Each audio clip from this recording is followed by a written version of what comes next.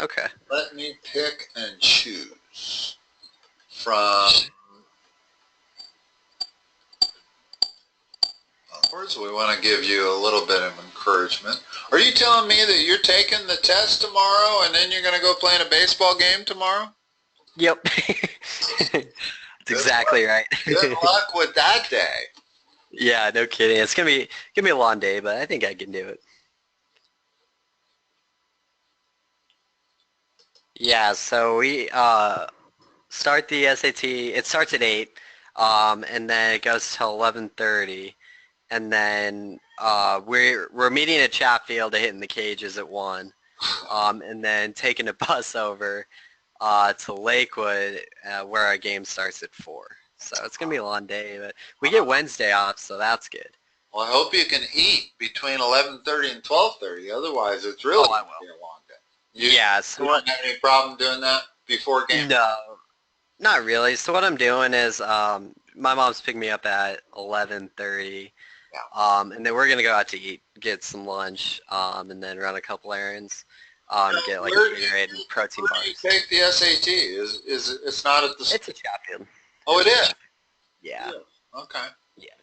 So that's nice. Uh-huh.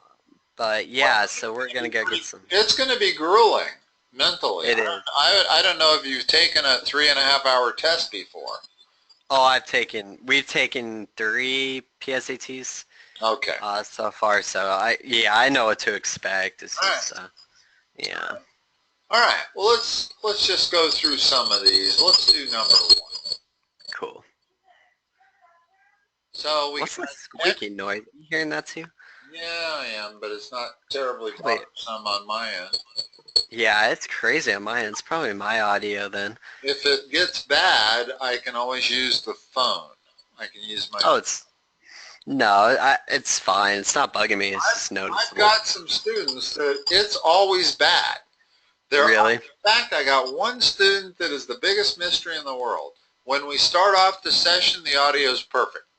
Mm-hmm. And it gradually and linearly gets worse.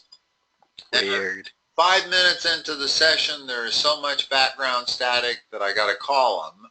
And when I finally call him, it's like, somebody stopped scratching the chalkboard. That's how annoying it had gotten. Oh, jeez. Yeah, that's not fun. I don't know what it is. That's weird. So we got x to the 1/2 equals 3. Mm-hmm. How do we figure out what x squared is? What's the value of x squared? So would you take the root? No. If I took the root, it would be the 4th root. Yeah, exactly. So how do I turn this into x squared? What can I do so that I got that on the left side of the equation? Divide? No. I'll put it in parentheses and square it. That's right. No, if I square it, it'll turn into x. So what power do I have to take it to?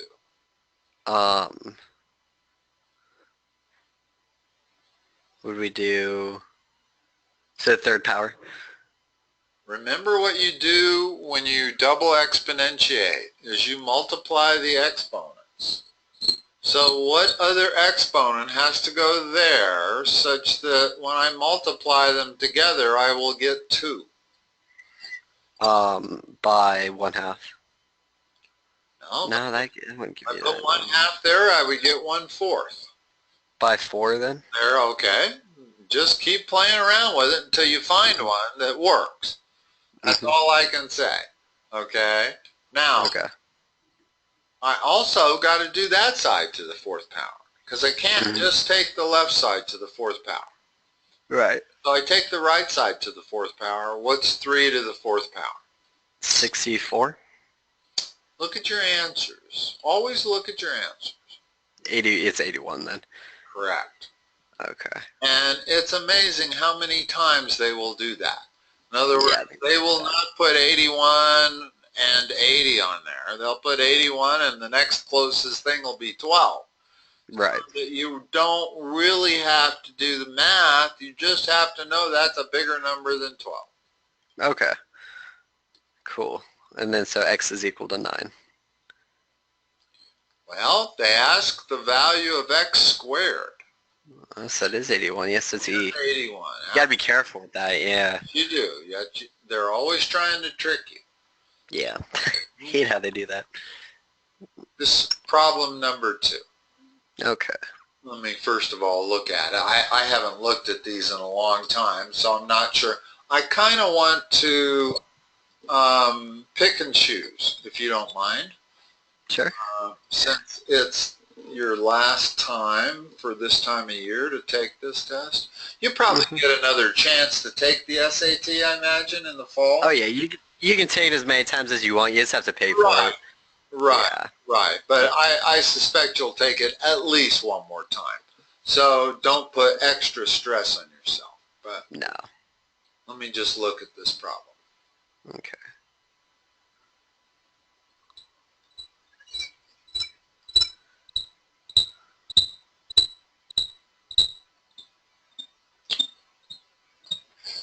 Let's do this one. Okay. First of all, which axis is the g of x axis? The x-axis. No. Oh, it's not. Is it because f of x is y? Right. G of x is also y. It's just the same thing. It's the same thing. It's Okay. a different letter. In other words, okay. No difference between f of x, g of x, h of x, r of x. What they all mean is that they're functions of x. Meaning x is the variable you will always find on the right side of the equation. Okay. Now, in other words, y is the same as f of x. It's the same as g of x. Pretty much as long as y is a function of x, and by that I mean nothing but x's, no r's or t's on the other side of the equation, then these things are all the same. Okay. Only difference is that that's a little more powerful. Because I can say, what is f of 2? It also tells me that it's a function of x, whereas y doesn't. Y is the shortest and simplest, but it doesn't tell me what it's a function of. So it doesn't give me, it also doesn't, it's not notation that allows me to evaluate the function at a value, where f of x and g of x do. Okay? So this is a really easy problem. The only thing is you have to know that. You have to know that f of x is the y-axis, or not f of x, g of x. G of x, yeah. Now, what's the small... when they say the graph is g of x, they always mean the y-axis. Okay. If that was still labeled y, they could have also said this shows the graph of y. Okay. Okay? Despite the fact that x is the horizontal axis.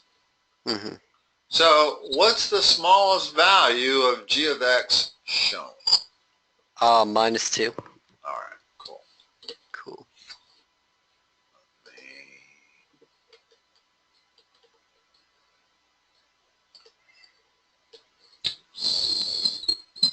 So I gotta go to the next page. Hold on. Okay. Oops.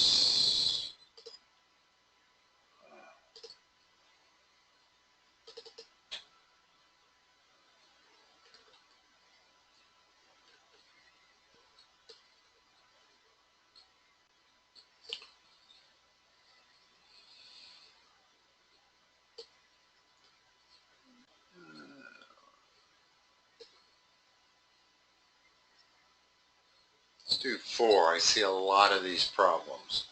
Sure. On SAT practice tests. Okay.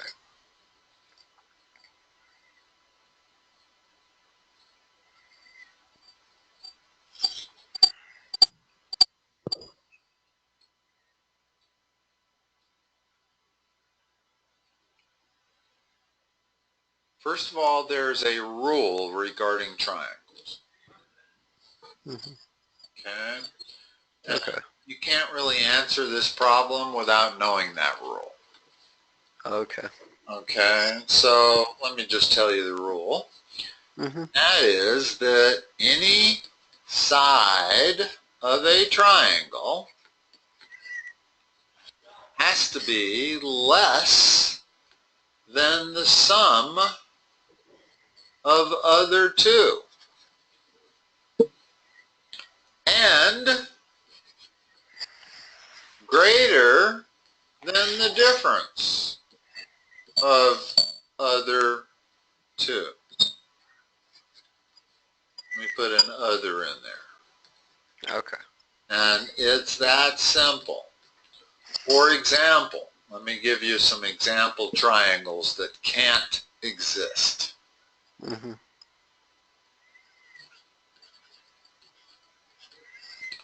cannot have a triangle that has those three sides on it. No. And let's examine you can do 3, 4, 5. Hold on. Okay. Doesn't have to be 3, 4, 5. I could have a triangle that's 2, 3, 4. Right. We're not talking right triangles here. Oh, okay. Important to differentiate. Okay. The reason I could have a triangle that's 2, 3, 4 is because let's start with this side. That is less than the sum of the other two, correct? 2 is less than Yep. And it's also greater than the difference of 4 and 3. So that side works. Let's talk about side 3. Okay. That is less than the sum of 2 and 4. It's also greater than the difference of 2 and 4. So that side works. And finally that side. 4 is less than 2 plus 3. Yeah. Also greater than 3 minus 2. So you can have a triangle that's a 2, 3, 4 triangle. Can't have a 2, 3, 5 triangle. Okay. The reason is remember, 2 plus 3 less than the sum, which it is, but it's got to be greater than the difference, not equal to it. Right. Okay. And this 2 is not greater than 2. It's equal to it.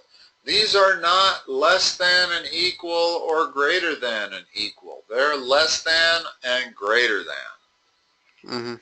Okay? So this is really a really important rule in triangles.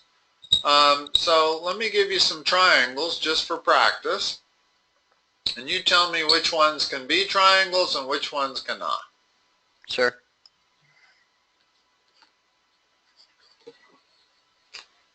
It can. It has to be, wait, so it has to be both of those rules then? Both of them. Both of them. There's some two other. So 7 less than 8. Hold on. No. Let's start with a single side. Okay. Is 8 less than 7? No. Well, then it violates this first rule. Gotcha. Can't okay. be a triangle. That can't be. Fact, Okay. I didn't need to really start with 8. I started with 3. Let's start with 3. Is 3 less than 12? Yes. Is 3 greater than 4? No. All right. So that won't work. Can't be a triangle. No. Now, let's go up to this problem. Okay. Now that you understand the rule. Oh. If the length of one side of a triangle is 6 and another side is 2, which cannot be the third side? Well, let's just test them all. Yeah. Let's test 5. Can 5 be? And the only one you have to test is 5. Oh, okay. So is 5 less than the sum of the other two? Yes. Is it greater than the difference? No. Well, yes, it is. 5's greater than 4. The difference. The difference means subtract the other two. So you subtract. Okay, I think it. Okay. That's what difference. Yes, so that's the answer. Difference means. Okay. So 5 works. But 6. No, it won't work. Go through both rules. Tell me yes, it doesn't work. Because it's got to be less than the sum. Does that work?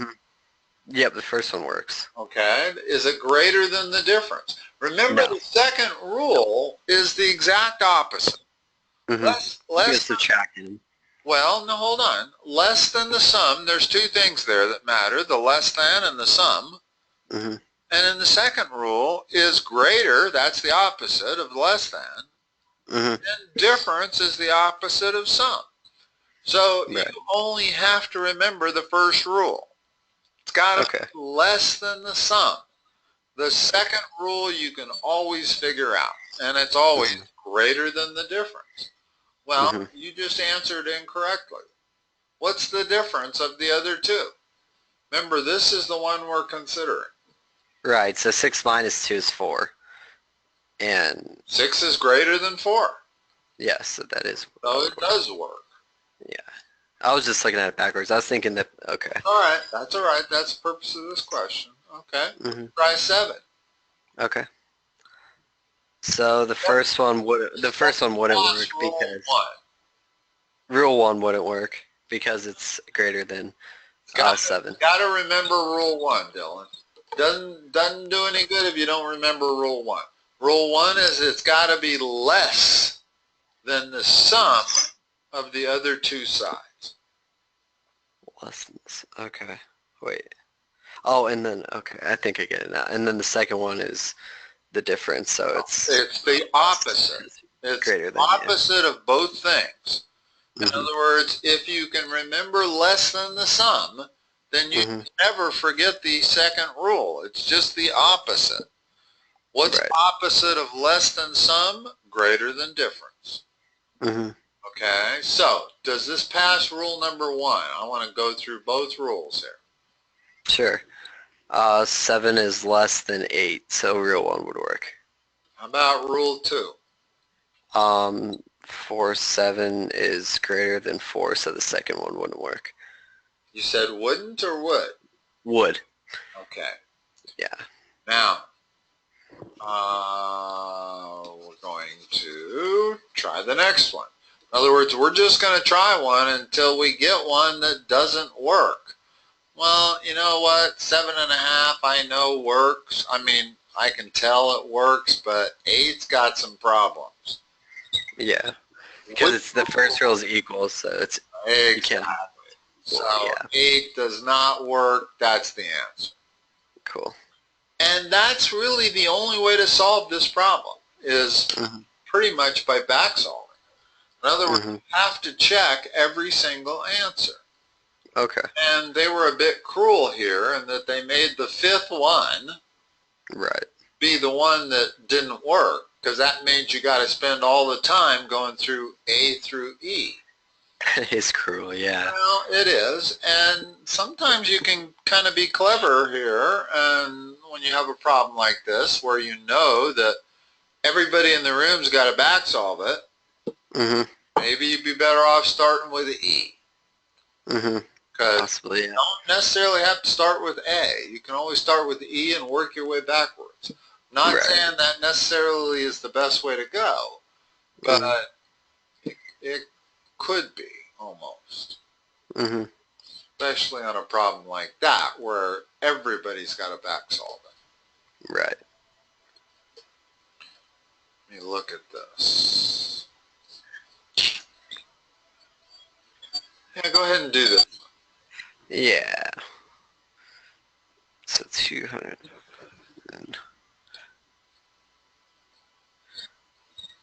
So you do 220.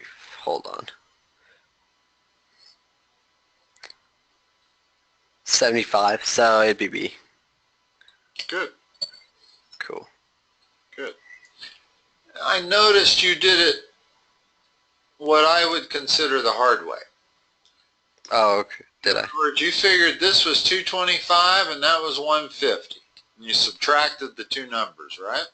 Yeah. Let me give you a shortcut. Notice that Parkside is 1.5 more. Oh, okay. 1.5 times 50 is 75. That's an easy way to do it. Well, it avoids big numbers. Now, I don't know, you know, you got calculator and non-calculator portions of the test. And Yeah. if this would clearly be on a non-calculator portion of the test. Mm-hmm. So if you have to do this problem without a calculator, that little shortcut can be big. I could, yeah. You don't have to deal with numbers like 225 and 150. You only have to deal with 50 times 1.5. Okay. So always kind of look for shortcuts. Definitely. Okay. All right, solve 6. 6 is pretty straightforward. Okay, let's see. This minus x equal 2x plus x minus 5. Hold on, let me go ahead and bring this up so I can play with my new tool. Sure. So what's the left side become? 4x. So it'd be 4x is equal to 3x minus 5. Okay, next up. Then you'd subtract 3x, it'd be x is equal to minus 5. Perfect. Which is b, yeah. Uh-huh. Cool. And that looks like I'm going to have to scroll down. That's the only problem with this new tool is it only takes screen images. Oh, okay. That's kind of cool. It takes screenshots of the It does. work. Any screenshot that I have, it'll take a screenshot and then let me draw. Right on. Right. Cool. Correct. Draw. Let me look at this for a minute. Sure.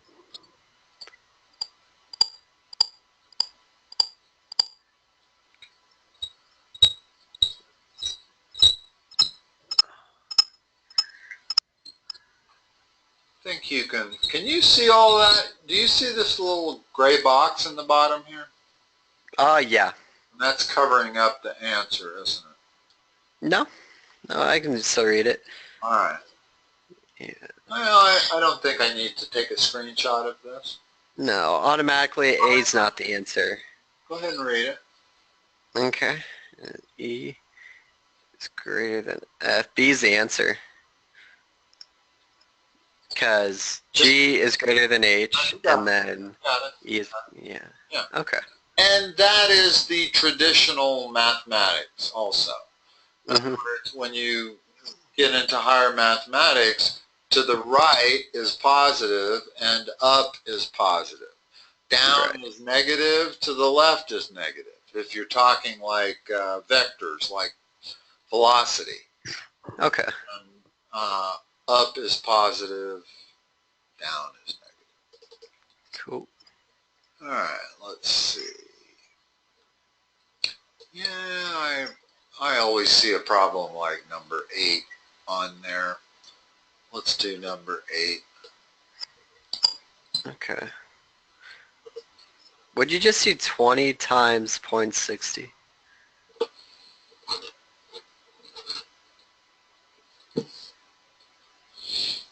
Yeah. Yeah. So what's the answer? What would that be? That would be 10? Or no, 12. It's 12. It's a 12y. Okay. Yeah. Cool. And notice that there's a 12y and there's also a 1.2y. Mm-hmm. But kind of tricky there. Well, no. That's not, yeah, This that's actually involves the ballpark test. The ballpark test is, what's 50% of 20y? Well, we know that would be 10. Right. So it's got to be bigger than 10. So 12 is bigger than 10, 1.2 is not. Mm-hmm. So, all right. Cool. And, yep, we got time for another one. Number 9. Okay. Tell me what to write.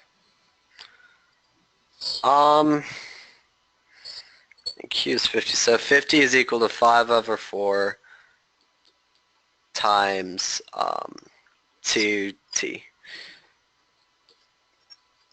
Now, they want to solve for t.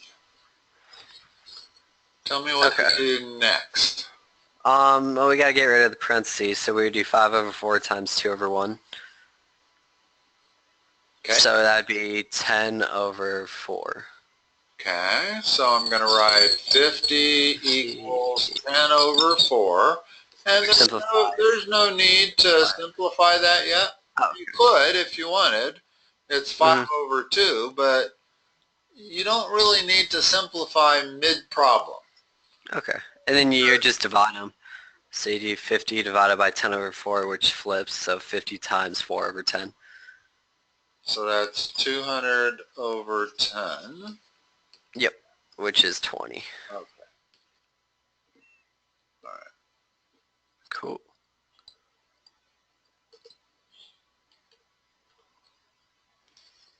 Let's see how hard the next one is, whether or not we can.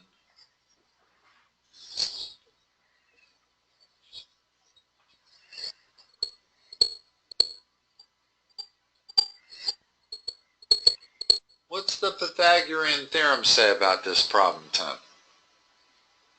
Pythagorean theorem. Oh, I am blanking right now. That's It's one of the more important ones. That's not one you're going to blank on when it comes time to the SAT test. No. You're going to have 5 or 6 questions that involve the Pythagorean theorem. Okay. Okay, and what the Pythagorean theorem says is if that side's A and that side's B and that side's C, well then A squared plus B squared equals C squared. Right. Probably the most I was thinking of the right one. I don't know what I was most important theorems in all of math. In fact, when I started to send out problems on a monthly basis like I've been doing, that's the first one I did. Oh, okay. Okay. So, knowing that, give me the equation to write. Okay. We're on, which one are we on? This one, right? Number 10, right? 10, okay. I was looking at 12, I was like, are you sure That's okay. Yeah, no, that's one of the bad things about this, is that for one thing, I tend to write over here next to 12 just because it's the only open space I have.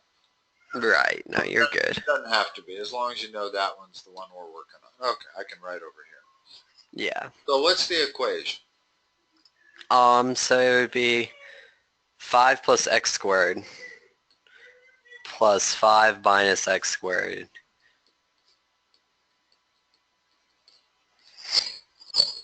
is equal to 8 squared. Okay. Now, what is the value of x squared plus 25? Well, so far we don't know. So the only thing we can do is go ahead and perform this operation, and maybe we'll get lucky and see what x squared plus 25 is. Yeah. If we expand the one on the left, it expands to, I'll do 25. it. Go ahead. Yeah. Yeah, so it'd be 25 plus 5x. Keep going. Plus 5x plus so that's x. Total of 10x. Yeah. Plus x squared. Okay, that's the first parentheses. Yep. What's the next parentheses?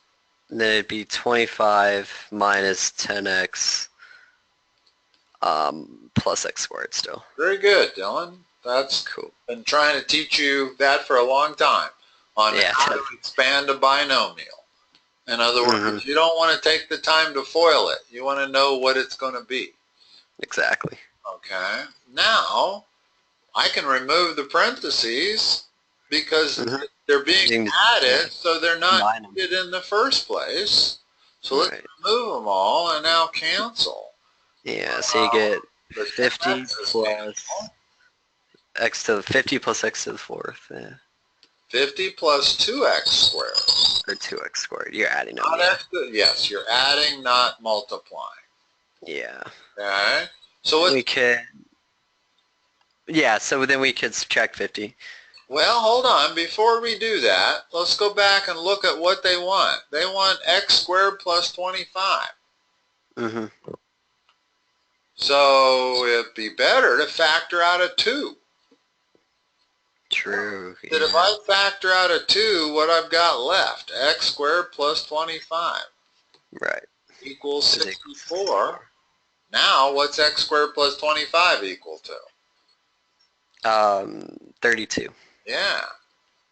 So you got to be careful. In other words, you don't want to automatically just plow through a problem solving for x. That may not be what they're looking for. And got to be careful about that. In this case, you couldn't really solve for x, but you can solve for x squared plus 20. Well, you could solve for x, but it's easier to solve for x squared plus 25. Okay. That quantity. Okay. All right. Well, let's not overwork you tonight. No, I hope you're done with your homework and you can go to bed soon. I can. Yeah. Oh, good.